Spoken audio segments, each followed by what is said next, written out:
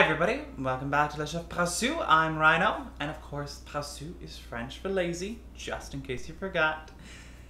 Now, I am on a mission to find fused ingredients, least amount of effort, shortest cleanup. Today is totally minimal effort. It's a little more of a snack, really. It's something you can do on the road if you live on the road, because I've spent many years living on the road. All you need is a gas station and the ability to make hot water, because we're making an Arnold Palmer. But I'm gonna put a little twist on it to make it extra yummy and delicious. And while the tea is steeping, I'm gonna teach you all about tea. We are gonna finally settle that debate over which tea has the most caffeine content. In case you're wondering, it's not black tea. No.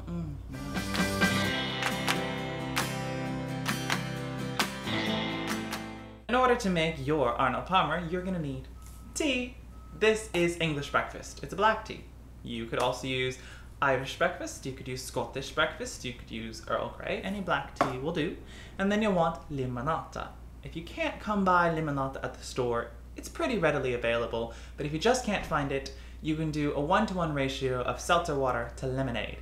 Don't use soda, like Sprite or Sierra Mist.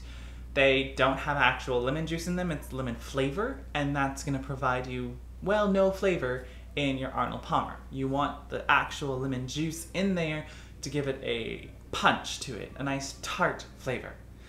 Now, you could go juice your own lemons, but that is a lot of effort, and I'm not a fan of effort, so I will not be juicing lemons, but I will be bringing my mini French press. Kettle on. Now, if you're using a tea bag, on the way out, you're gonna wanna make sure you don't squeeze the bag. That'll just release bitter tea right into your drink. We're using about, it's a scoop, so that's about half a tablespoon. That is gonna be, pretty good.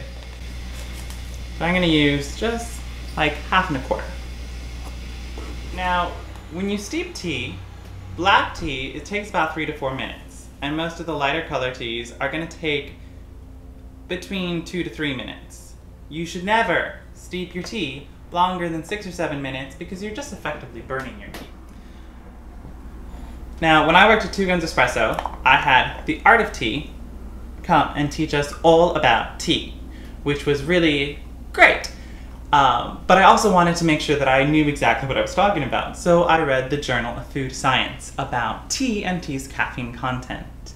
Now, there are 5 kinds of tea. You've got white, green, oolong, black, and pu'er.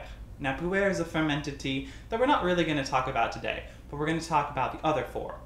What happens is you're growing your tea plant, and then when you go to harvest it, when the tea plant is still useful, it's going to have the most amount of caffeine in it. As the tea plant ages, that caffeine is going to seep out of it. So if it's within the first couple of months of growth and you go to harvest it, that is going to create white tea, which is why white tea has the most caffeine. A cup of white tea has about 75 milligrams of caffeine. That's the same as a shot of espresso or an 8-ounce cup of coffee.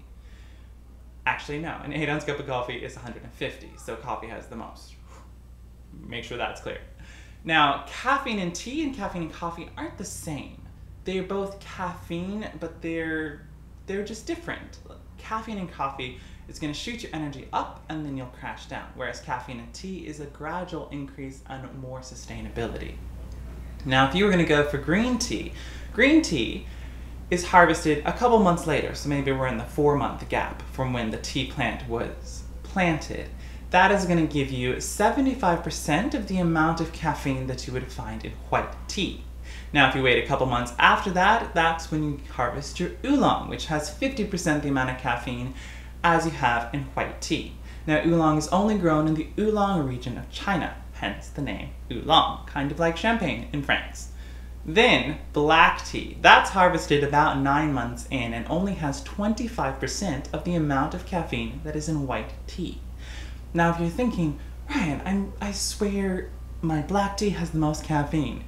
One reason you might encounter a discrepancy is because each tea brand will use a different amount of tea leaves versus tea flavorings in the tea bag. So if you have vanilla tea and it is 10% tea leaf and 90% vanilla versus another vanilla tea brand is 50-50, Well, one of them is obviously going to give you more caffeine than the other. So it really depends on what brand of tea you're drinking. But the facts I just kind of told you, those are for drinking tea straight up, which we almost never come across. But if you did want to read the Journal of Food Science on the caffeine content of tea, they look at different tea brands, about 60 different brands, and they see which brand has what amount of caffeine in it. And lo and behold, white tea is still number 1. There's a lot of green teas that are number 2. Ooh. And then black tea was typically at the bottom. So that was my 3-minute mark.